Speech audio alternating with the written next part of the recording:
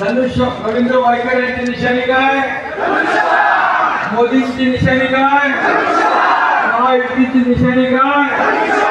प्रभू रामचंद्राची निशाणी काय? तुमच्या सगळ्यांची निशाणी काय? आणि मग 20 तारखेला काय करणार? महिलांना माझी विनंती आहे, मोदी साहेबांनी पहिला निर्णय नवीन संसद भवन मध्ये काय घेतला? महिलांना 33% आरक्षण देण्याचा. आता